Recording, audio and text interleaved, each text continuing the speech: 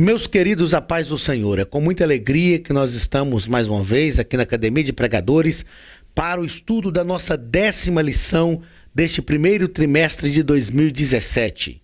A lição é do dia 5 de março de 2017, quando nós falaremos sobre mansidão. Torna o crente apto para evitar pelejas. O texto áureo está na carta de Paulo aos Efésios, capítulo 4, versículos 1 e 2. Que andeis como é digno da vocação com que fostes chamados, com toda humildade e mansidão, com longanimidade, suportando-vos uns aos outros em amor. Verdade prática. A mansidão como fruto do Espírito torna o crente apto para evitar contendas, pelejas e dissensões. Ponto central da lição. Os mansos são bem-aventurados. Nós vamos ver na leitura diária, vamos ver no sermão do monte, que Jesus disse, bem-aventurado os mansos, porque eles herdarão a terra. Os pacificadores, aqueles que são mansos, eles hão de herdar a terra. Às vezes, por falta de mansidão, nós entramos em um litígio, em uma situação que não precisava. Por falta de mansidão, nós arrumamos um problema que poderia ser evitado. Objetivos da nossa lição. Objetivo geral: mostrar que a mansidão, fruto do Espírito, torna o crente apto para evitar as pelejas. Objetivos específicos. Primeiro, saber que a mansidão é o oposto da arrogância. Segundo, mostrar que o crente precisa evitar as pelejas e contendas. E terceiro, compreender que os mansos são bem-aventurados. Leitura bíblica em classe está em Efésios capítulo 4, do versículo 1 ao 7, que nos diz assim: Rogo-vos, pois, eu, o preso do Senhor, que andeis como é digno da vocação com que fostes chamados, com toda humildade e mansidão, com longanimidade, suportando-vos uns aos outros em amor, procurando guardar a unidade do Espírito pelo vínculo da paz. Há um só corpo e um só Espírito, como também fostes chamados em uma só esperança da vossa vocação, um só Senhor, uma só fé, um só batismo, um só Deus e Pai de todos, o qual é sobre todos e por todos e em todos. Mas a graça foi dada a cada um de nós segundo a medida do dom de Cristo. A carta de Paulo aos Efésios me chama muita atenção porque é uma carta que tem peculiaridades magníficas. A igreja que estava em Éfeso foi o lugar onde Paulo passou o maior tempo da sua vida de forma ininterrupta, ensinando a igreja, alicerçando a igreja, fundamentando a igreja. Quando nós estudamos a carta aos Efésios, nós vamos perceber que Paulo pega uma igreja como se fosse um bebezinho espiritual. E ele vai ensinando os princípios rudimentares da fé cristã para esta igreja.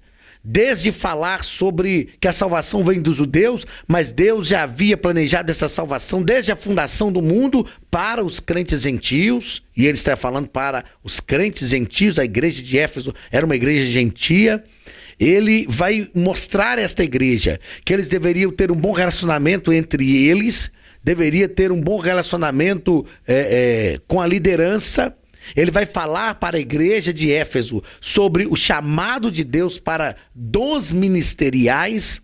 Ele vai chegar no capítulo 5 falando que esta igreja deveria ser cheia do Espírito Santo e vai finalizar a carta no capítulo 6 mostrando que a igreja precisa entender que está numa batalha inevitável e uma batalha diária, uma batalha cotidiana, ao asseverar a igreja de Éfeso dizendo: revesti-vos de toda a armadura de Deus para que possais permanecer firmes. No texto bíblico que lemos, Paulo está falando sobre esse relacionamento da igreja uns com os outros. Mais uma vez, a Bíblia vai nos falar sobre suportando-vos uns aos outros em amor. E assim como falamos na aula passada, eu repito agora, esse suportar não é tolerar, é dar suporte. É estar ao lado, né, para que nós possamos promover o bem da vida do outro também. E aí Paulo fala com esses irmãos na leitura bíblica em classe que lemos, que eles precisavam procurar guardar a unidade do Espírito pelo vínculo da paz, sabendo que há um só corpo, um só Espírito, um só Deus, uma só fé, um só batismo. E Paulo está ensinando a igreja, está falando com a igreja de Éfeso sobre unidade. O que é unidade?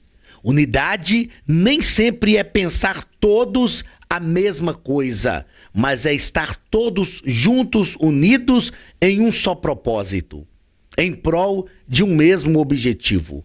Como igreja do Senhor, nós precisamos estar unidos em prol do reino de Deus. Nós precisamos compreender a visão do reino, e é isto que Paulo está ensinando para esta igreja neste texto. Quando nós compreendemos a visão do reino, nós vivemos em prol do reino. Quando nós entendemos, e eu tenho visto que há uma carência nos nossos dias, de que todos nós, para generalizarmos, há uma carência nos nossos dias de que todos compreendam a visão do reino. As pessoas na comunidade de fé precisam de deixar de olhar para si mesmas, para aquilo que cada um acredita ser o reino de Deus.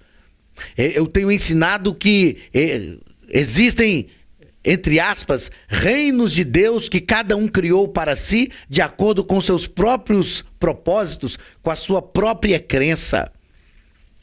Eu estava lendo há dias atrás um livro do Paul Washer, quando ele faz 10 protestos contra a igreja. E ele, dentre esses protestos, ele fala sobre a falta de conhecimento de Cristo, a falta de conhecimento da palavra de Deus, a falta do conhecimento do verdadeiro Cristo. E ele assevera sobre isso, ele ensina sobre isso, que muitas pessoas têm criado um Cristo de acordo com aquilo que elas acreditam. Um Cristo que seja um Cristo que responda os meus questionamentos. Mas o Cristo verdadeiro é o Cristo dos evangelhos. O Cristo que nos dá a visão correta do reino de Deus. E quando nós estamos unidos, e por isso Paulo vai dizer nesse texto, há um só Pai, há um só Deus e Pai de todos, o qual é sobre todos e por todos e em todos.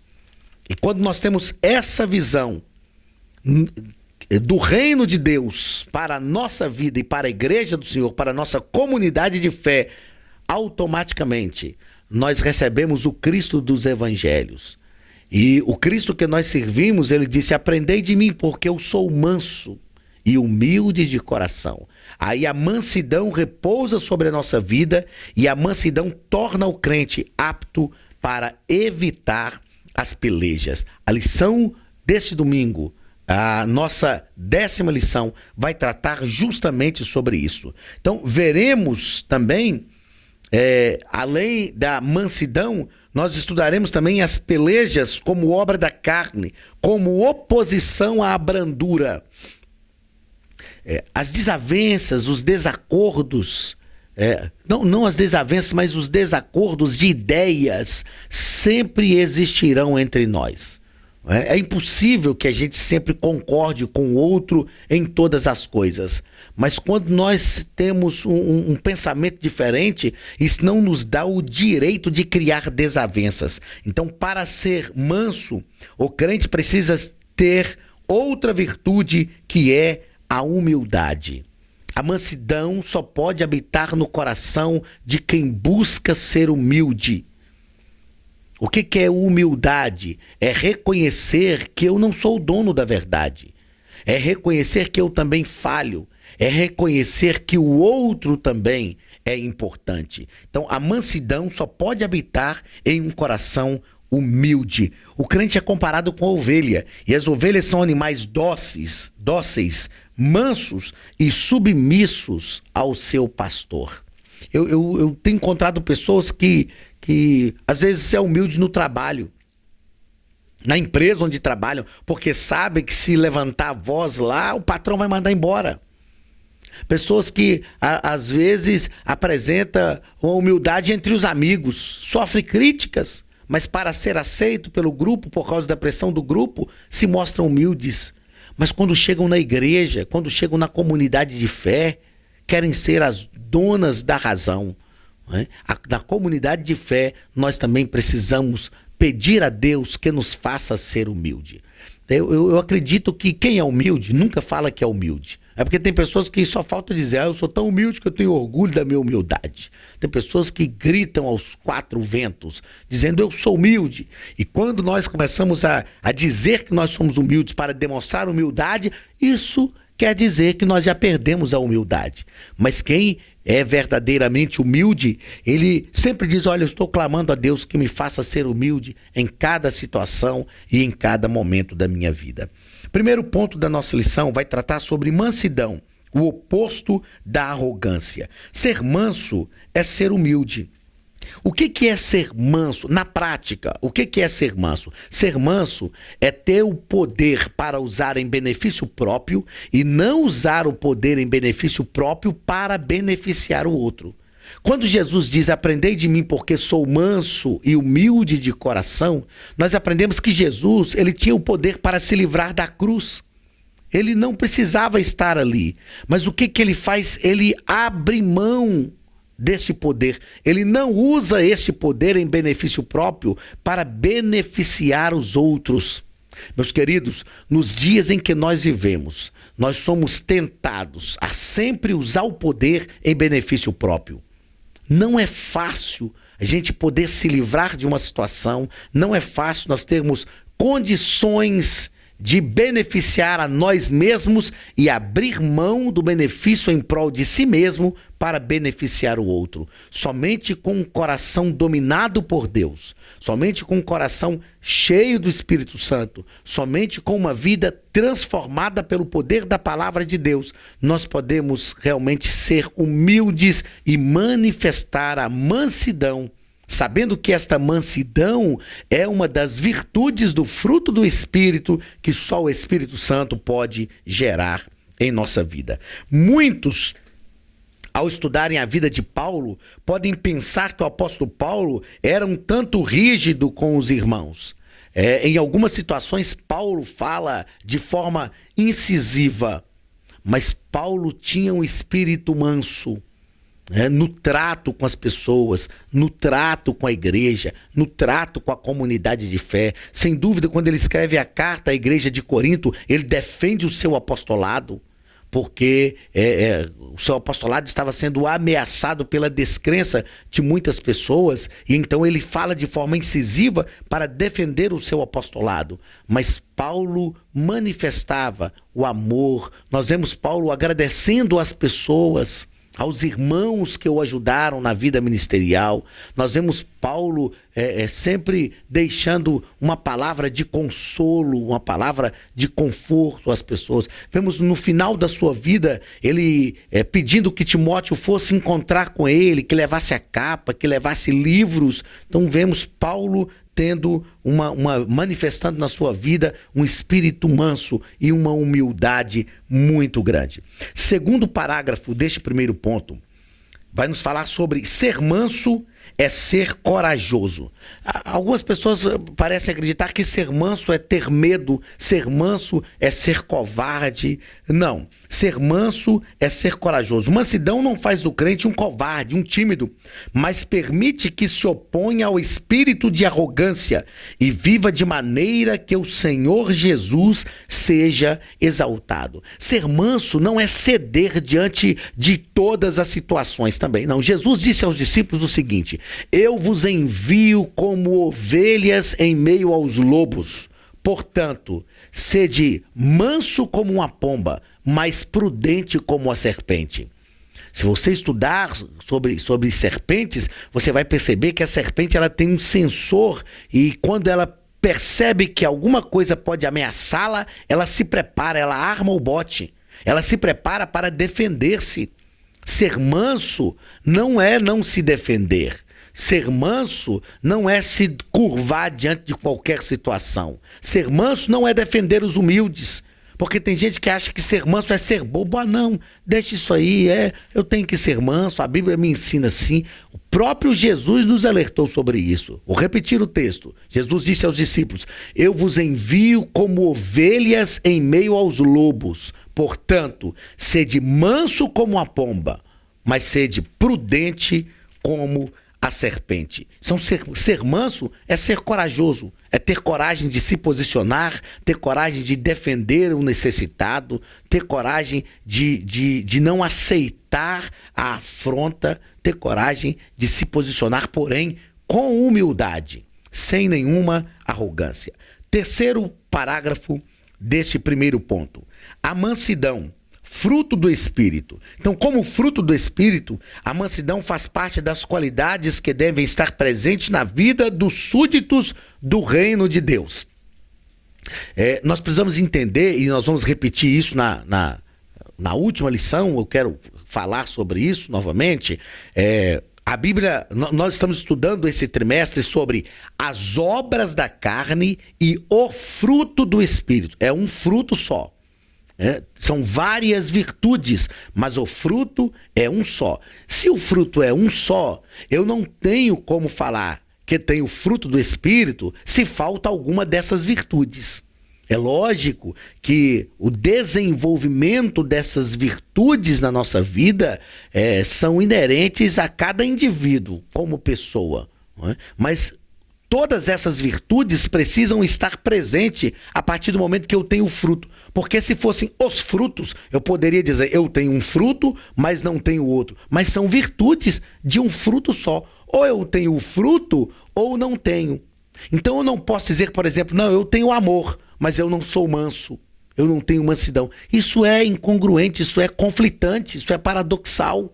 Não é? O fruto é um só. Então a mansidão deve estar presente na vida dos súditos do reino de Deus e que tem o fruto do Espírito. Jesus era simples, humilde e dócil. As pessoas tinham prazer em estar ao seu lado. É tão bom estar perto de gente humilde, perto de gente que tem mansidão. Eu costumo dizer que tem pessoas que são pessoas extraordinárias, mas são pessoas extremamente humildes. Já existem pessoas que talvez não têm tudo o que aparentam ter, mas fazem questão de ter uma postura arrogante. Eu falo que olham os outros assim como se olhasse as pessoas por cima. Tem que defender aquilo que acreditam ter, tem que estar falando, necessita de uma autoafirmação social. Precisa estar oprimindo o outro com as suas atitudes o tempo inteiro, não manifesta humildade, não manifesta mansidão. E, na verdade, essas pessoas não confiam em si mesmas. Não confiam naquilo que elas acreditam ter. E por isso tem que estar sempre falando, gritando, defendendo, tem que estar sempre oprimindo o outro para que possa, dentro da sua visão, adquirir o respeito do outro. O respeito é uma conquista e nós não precisamos ser arrogantes, porque a arrogância é justamente o contrário da mansidão. Com mansidão, com humildade, nós conseguimos adquirir o respeito das pessoas e a mansidão é o fruto do Espírito na nossa vida, é uma das virtudes do fruto do Espírito. Segundo parágrafo, o segundo ponto, aliás, da nossa lição: evitando as pelejas e contendas. Evitando as pelejas e contendas. Existem pessoas que parece que se esforçam tanto para estar envolvido em contendas, em pelejas, e nos envolver em pelejas e contendas produz um desgaste psicoemocional muito grande para a nossa vida. Um desgaste físico. É tão ruim quando a gente acaba se envolvendo direto ou indiretamente nessas questões, e tem pessoas que parece que procuram isso. Mas aqueles que são mansos vão lutar para evitar isso. No nosso primeiro parágrafo do segundo ponto, o comentarista vai falar sobre pelejas e discórdias. No grego, a palavra utilizada para discórdia é eriteai, que significa desavença e desarmonia. Nós precisamos fazer de tudo para buscar o acordo. E existem discórdias, existem pelejas que nós entramos sem necessidades. Coisas muito insignificantes, coisas que não vão construir nada. Eu tenho aprendido ao longo da vida que nós precisamos nos envolver com coisas construtivas. Existem pelejas que nós entramos que não vão construir nada. Existem discussões que nós nos lançamos que não vão resultar em nada. Eu digo muito isso em sala de aula, no mundo teológico, existem discussões que já giram por séculos e que não produzem espiritualidade. Eu acredito que, não sei se você que nos ouve já ouviu falar sobre a parábola das três peneiras, não é? E a história conta que um discípulo de Aristóteles chegou para ele dizendo: olha, eu quero contar uma coisa para o senhor. E ele perguntou para o seu discípulo: o que você vai me contar? Já passou pelas três peneiras? E ele disse: três peneiras? Não sei o que é isso. Ele disse: olha, a primeira peneira é a peneira da verdade. O que você vai me contar é verdade? Você tem consciência disso? E as pessoas hoje estão tão preocupadas em divulgar coisas que recebem pelas redes sociais, que nem se preocupam em saber se é verdade ou não. Aí o discípulo ficou pensando e Aristóteles disse: olha, a segunda peneira é a peneira da bondade. Se for verdade, o que você vai me contar vai produzir coisas boas? Se for verdade o que você vai me contar e sobre quem você vai me falar, isso vai produzir coisas boas na vida desta pessoa? E ele continuou pensativo e Aristóteles disse: a terceira peneira é a peneira da necessidade. É necessário eu saber disso? É necessário realmente você me contar? É necessário você divulgar? Meus irmãos, nós precisamos entender que muitas vezes nós entramos em pelejas e discórdias em coisas que não são verdadeiras, em coisas que não são necessárias e que nem vai promover coisas boas. Então nós devemos evitar esse tipo de coisa. Se todos pensassem dessa forma, eu acredito que nós evitaríamos de 70% a 80% das discórdias e pelejas que nós vivemos na comunidade de fé, que nós vivemos em casa, que nós vivemos no trabalho. São coisas muito superficiais. São coisas muito pequenas e que não valem a pena nem gastar o nosso tempo para discutir. Vamos lá, segundo parágrafo desse segundo ponto. Ações do homem carnal. Atualmente, muitos não estão lutando mais pela causa de Cristo, porém apenas por cargos e posições. Muitas pessoas estão esquecendo que nós temos um foco no reino de Deus. E o foco do reino de Deus, muitas vezes, não é o foco de algumas pessoas que se dizem envolvidas com o reino. As pessoas lutam muito por cargos, por posições. Eu não vejo ninguém discutindo, ninguém brigando, chegando para o outro e dizendo: olha, domingo que vem, quem vai visitar os presos na penitenciária sou eu. Se eu chegar na porta da penitenciária e te encontrar lá, vai dar problema. Eu é que vou visitar. Eu é que vou evangelizar. Esse é o foco do reino de Deus. As pessoas não brigam por isso. As pessoas brigam para aparecer no culto de congresso. As pessoas brigam para aparecer no culto de domingo, quando a igreja está cheia. Brigam por posições, por cargos.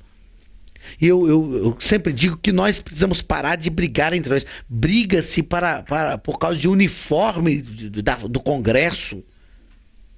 Aí o Congresso é uma bênção, mas não sabe o tanto de briga que teve, o tanto de problema que aconteceu. E existe coisas maiores pelas quais nós precisamos lutar. Nós precisamos lutar em favor das almas que estão indo para o inferno, lutar em favor dos perdidos, buscar a força e a graça de Deus, gastar a nossa energia com aquilo que realmente é necessário. Gastar a nossa energia com aquilo que é o foco do reino de Deus. Essas brigas, essas discórdias, essas contendas são tão somente ações do homem carnal. E se as nossas ações são ações do homem carnal, isso quer dizer que a nossa espiritualidade é uma espiritualidade fajuta, é uma espiritualidade superficial e que está sendo suplantada pelas obras da carne. Terceiro parágrafo do segundo ponto. Um espírito aguerrido. Ao crente não convém qualquer tipo de peleja ou porfia. Deus exige santidade do seu povo. Nós precisamos nos manter incorruptíveis, santos, sinceros e justos em um mundo de trevas. O que é um espírito aguerrido? É um espírito que nos incentiva. É um sentimento que nós temos de lutar por aquilo que é justo, de não desistir. Esse espírito aguerrido está muito ligado a um espírito guerreiro, um espírito que não desiste, que não desanima. E nós devemos lutar para ser santos, ser íntegros, ser justos, estar voltados realmente para as coisas do reino de Deus. Nós precisamos ter determinação. Como foi Josué, quando chega para o povo de Israel e eles estavam prontos para entrar na terra prometida, e ele diz: olha, eu não sei o que vocês vão fazer, se vão servir ao nosso Deus ou servir aos deuses que os vossos pais adoraram no deserto. Eu e a minha casa serviremos ao Senhor. Isto é um espírito aguerrido. Terceiro parágrafo, ou terceiro ponto e último da nossa lição. Bem-aventurados os mansos. Primeiro parágrafo, o Sermão da Montanha. No Sermão do Monte, que está do capítulo 5 ao capítulo 7 de Mateus, Jesus está tratando sobre relacionamento do ser humano com o seu próximo, consigo mesmo e com Deus. Nesses capítulos do Sermão da Montanha, Jesus está construindo cidadania. Jesus está formando a mentalidade de cidadãos que são cidadãos do céu, porém vivendo aqui na terra. Ser manso, nós já falamos que significa abrir mão do poder em benefício próprio para beneficiar o outro. No Sermão do Monte, há uma recompensa para os mansos. Eles herdarão a terra. Eles herdarão a terra. Muitas pessoas, por não serem mansas, perdem a vida. Quantas pessoas que por causa de uma fechada no trânsito, brigam, matam umas às outras, perdem a paciência muito fácil, perdem a sua própria vida. A Bíblia diz em Provérbios que a palavra branda apazigua o furor, mas a palavra dura suscita a ira. Quantas vezes as pessoas vêm nos atacar de forma arrogante, e aí nós respondemos também à mesma altura, nós nos rebaixamos à altura daquela pessoa e nos tornamos também arrogantes, sendo que se nós apresentássemos mansidão. Eu vejo isso às vezes, quando a gente sai numa plena segunda-feira pela manhã, aí a gente sai para o serviço, as pessoas já estão estressadas no trânsito. Ninguém mais tem paciência, ninguém mais quer ser manso. As pessoas acham o seguinte, que vão ouvir uma afronta e que tem que responder, tem que revidar aquilo ali. E tem até crentes que falam: pastor, mas a gente não tem sangue de barata. É verdade, mas a gente tem o sangue de Jesus na nossa vida. Então nós precisamos ser mansos, nós precisamos pedir a graça de Deus, porque às vezes uma atitude de mansidão evita a morte de alguém. Eu me lembro de alguns anos atrás, na nossa cidade, lá em Belo Horizonte, o camarada fechou o outro no trânsito, o rapaz desceu do carro, com outro carro na frente em movimento, estava armado, sacou a arma e deu um tiro em direção ao veículo que eu tinha fechado e acertou na nuca do motorista, matou o rapaz por causa de uma fechada no trânsito, por não ser manso. E aí há uma recompensa para os mansos. Eles herdarão a terra. Então, se a pessoa veio de forma arrogante sobre você, seja manso. Não custa nada naquele momento, por mais difícil que seja, para nós que somos seres humanos, você diz: meu amigo, me desculpa, me perdoe, não foi isso que eu queria. Pronto, a palavra branda apazigua o furor, mas a palavra dura suscita a ira. Segundo parágrafo deste terceiro ponto. Estevão, um homem manso. Enquanto Estevão estava sendo apedrejado, o primeiro mártir da igreja primitiva, ele clamou ao Senhor que não imputasse aquele pecado aos seus algozes. Somente cheios do Espírito Santo, nós podemos permanecer mansos e tranquilos diante daqueles que desejam executar o mal contra nós. Eu confesso para vocês que existem situações que nós temos vontade de torcer o pescoço de alguém. Temos vontade de deixar a nossa humanidade falar mais alto.